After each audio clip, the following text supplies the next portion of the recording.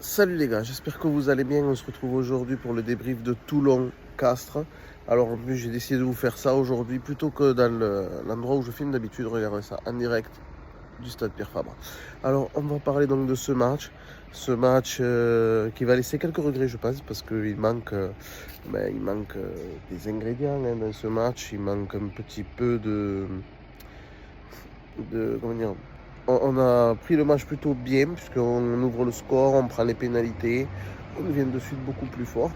Mais voilà, euh, il a manqué un petit peu peut-être l'esprit tueur qu'on avait il y a quelques années. Et ça, on peut malheureusement que le constater. On a été beaucoup dans la zone de marque, alors Toulon fait des fautes dans la zone de marque. Ils ont failli marquer un essai aussi, sauvé par Arata, dont le retour a fait beaucoup de bien. Et Et on tourne à la mi-temps 9-3 ou 9-6. Donc on tourne à la mi-temps dans le bon timing.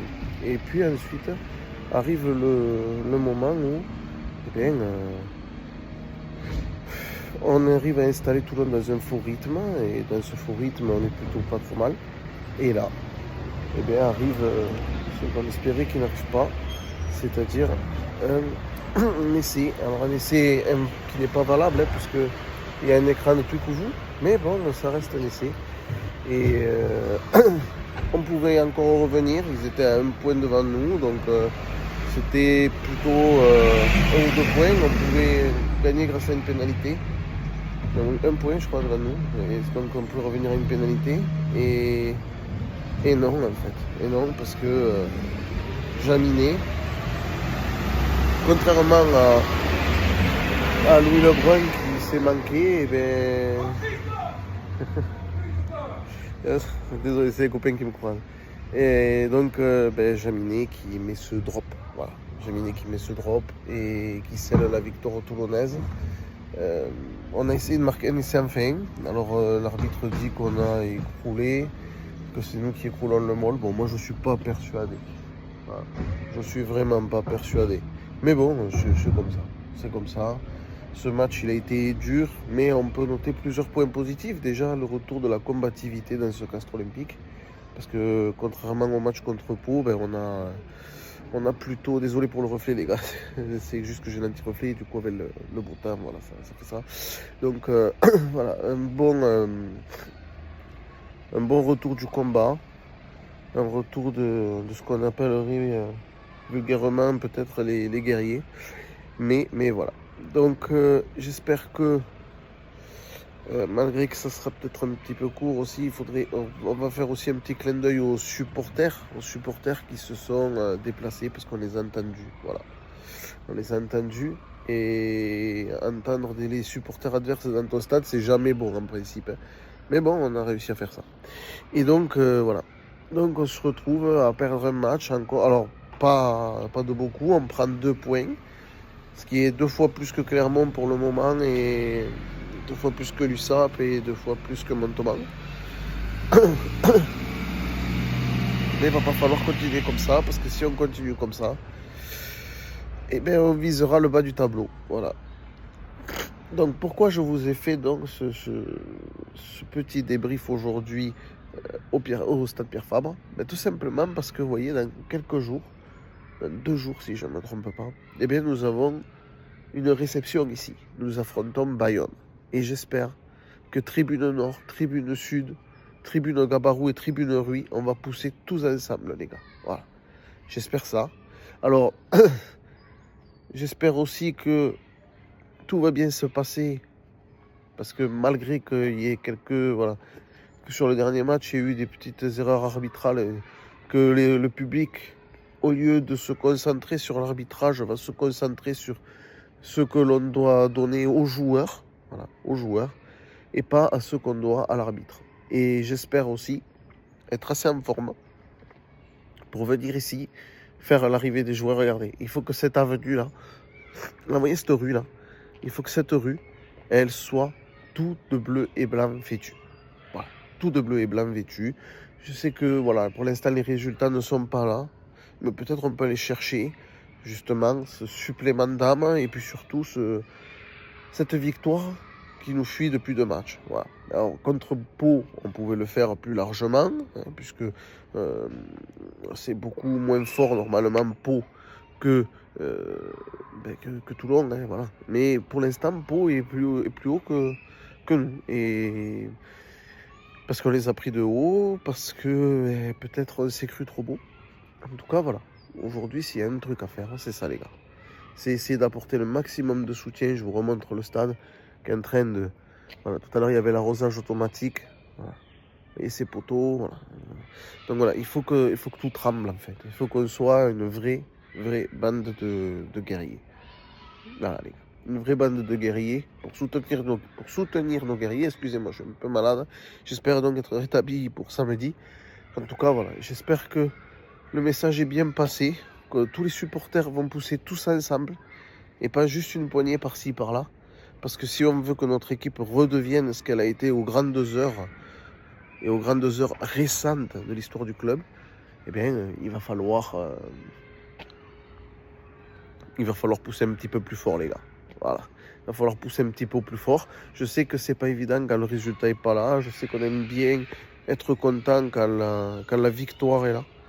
Voilà, quand la victoire est là. Et voilà, il faut que ce soit dans la victoire, dans la défaite, dans les moments faciles, dans les moments pas faciles. Nous, on doit être le 16e homme, quoi qu'il arrive. Voilà. Et si l'arbitre il fait des fèves, ça peut arriver, c'est un être humain. Et s'il fait des fèves, c'est pas grave, les gars. S'il fait des fèves, nous, on va montrer à nos joueurs qu'on les a vus, ces fèves. Et je vous propose un petit défi. Au lieu de siffler, de huer, de dire des choses pas bien, vous voulez pas plutôt qu'on fasse un truc du style « Allez, c'est où? Les supporters sont là » pour leur montrer que, ouais, on sait. Le rugby, on le connaît. Mais eux, on les soutient.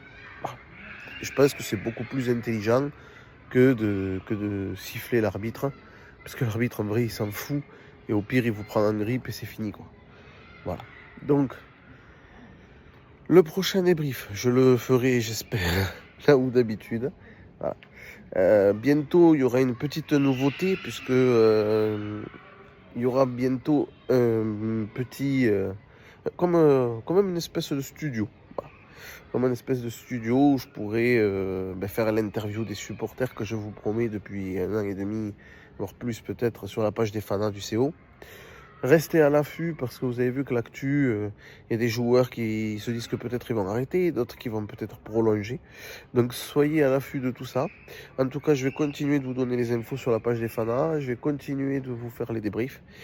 Et j'espère, les gars, que voilà, vous répondrez à cet appel qui est de se dire, ben voilà, contre Toulon, on a mis les barbelés, on a sauvé un essai, on n'a pas pris, pour ainsi dire, de pénalité.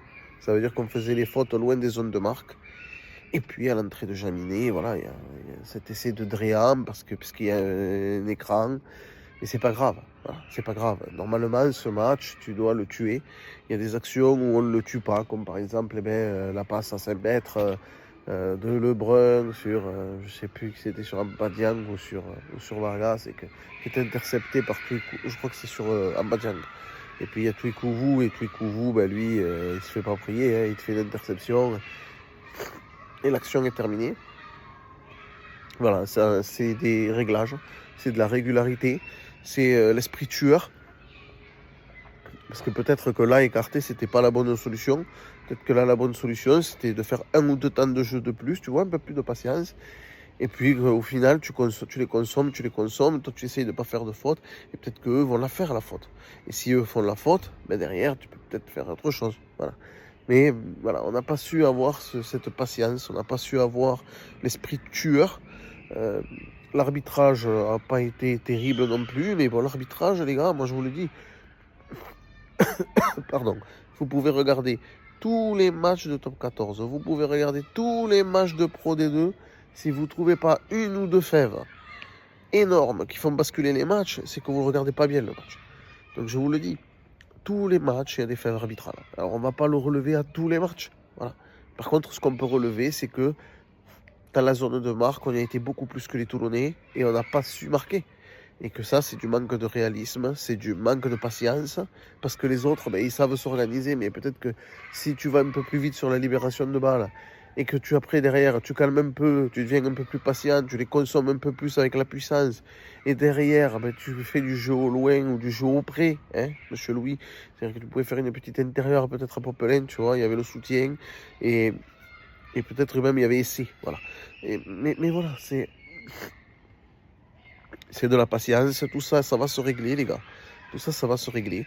Maintenant, est-ce que on va faire une grosse saison ou une petite saison? Honnêtement, les gars, je vais essayer d'être le plus honnête possible. Au jour d'aujourd'hui, vu notre classement, je pense qu'on aura une saison moyenne. Voilà. Mais une saison moyenne peut se transformer en grande saison à une condition. Une seule condition, c'est que le public soit derrière les joueurs. C'est que le public soit derrière les joueurs. Et ça, il n'y a que vous qui pouvez le faire, les gars. Parce que moi, je peux gueuler autant que je veux, Ali peut gueuler autant qu'il veut, Selim peut gueuler autant qu'il veut, Carlos peut gueuler autant qu'il veut. Mais si vous, derrière, les gars, ceux qui ne sont pas dans les clubs de supporters, ou même ceux qui sont dans les clubs de supporters et qui ne chantent pas, si nous tous, ensemble, on ne gueule pas, ensemble, pour foutre le bordel dans ce stade, pour faire en sorte de s'entendre à l'unisson, d'essayer de faire un espèce de chaudron. Vous avez vu comme il est beau ce stade depuis tout à l'heure, là que je fais des allers-retours, que je vous le montre. C'est un stade magnifique. Si on arrive à le faire vibrer à l'unisson, les 4 tribunes, je ne parle pas que de tribune nord, que de tribune sud, non, ça c'est les 2 poumons du stade. Mais si ces 2 poumons du stade, déjà, ils se mettent à chanter correct, et que derrière, tu as les 2 autres tribunes qui sont entraînées par ça, que la Gabarou pousse avec ça, et que la tribune de Rui qui est derrière moi, la tribune présidentielle, là, elle se met à pousser aussi. Des résultats, on va en avoir, les gars. Mais tant qu'on fera ce qu'on fait, des résultats, il n'y en aura pas. Voilà. Tant qu'il y aura des arbitres dans les tribunes, tant qu'il y aura des mecs qui ne seront pas là pour les encourager, mais qui sont là pour regarder le match et qui disent un peu de calme, s'il te plaît. Non, on est dans un stade. Si tu veux le calme, tu regardes devant la télé. Mais pour les joueurs, le plus intéressant, c'est que tu sois dans les tribunes et que tu pousses. Voilà. Que tu pousses et que tu aides le club. Voilà, les gars. Et donc, moi, je vous le dis, si demain, on arrive à faire en sorte d'avoir un stade chaud bouillant, parce que je vais vous dire une chose, les supporters bayonnais, c'est un public magnifique et c'est un public qui chante, les gars. Et eux, croyez-moi, ils vont pas se faire prier pour encourager leur équipe, hein. Voilà, les gars, eux, ils vont pas se faire prier. Donc, soit nous aussi, on encourage notre équipe en essayant un petit peu, pas de couvrir leur voix, parce qu'ils ont le droit d'encourager leurs joueurs, mais de montrer qu'on est chez nous et qu'on chante fort et qu'on pousse fort notre équipe, mais peut-être qu'on aura de bons résultats. Voilà, les gars. Et contre des équipes avec des gros publics comme ça, il va falloir être encore plus présent. Voilà. Et contre les équipes où c'est qu'il n'y a pas beaucoup de public et qui gagnent beaucoup aussi, il faudra être présent, les gars. Voilà. Nos joueurs, ils attendent qu'on vienne au stade. Pourquoi? Ils n'ont pas besoin d'avoir des spectateurs comme à Toulouse où le talent, il suffit. Non, les gars, les joueurs, ils viennent ici parce que on leur promet un public d'enfer. Un public qui fait trembler les jambes des autres équipes. L'année dernière, rendez-vous compte un peu ce que je vais vous dire là. L'année dernière, tu as l'entraîneur de Lyon qui disait quand tu vas à Castres, le public, il fait tout. C'était, pas un entraîneur, un ancien joueur de Lyon, pardon, qui disait le public, il fait tout. Et ce joueur, il est passé par chez nous. Hein. Il s'appelle Julien Puricelli. Et Puricelli te dit, à Castres, le public fait tout. Eh bien, on va les écouter, les gars. Et s'il te dit que le public fait tout, c'est parce que on est fort, on chante fort, on connaît le rugby, et maintenant, c'est à nous aussi de montrer à nos joueurs que cette rue-là, elle peut être bleue et blanche. Voilà. Elle peut être bleue et blanche. Et elle peut pousser à l'intérieur du stade, ce public qui peut pousser encore plus fort. Voilà. Je vais vous laisser là. J'espère que vous aimerez les prochains débriefs et tout ce qui se prépare. Et en attendant, je vous dis portez-vous bien, à samedi et allez c'est où.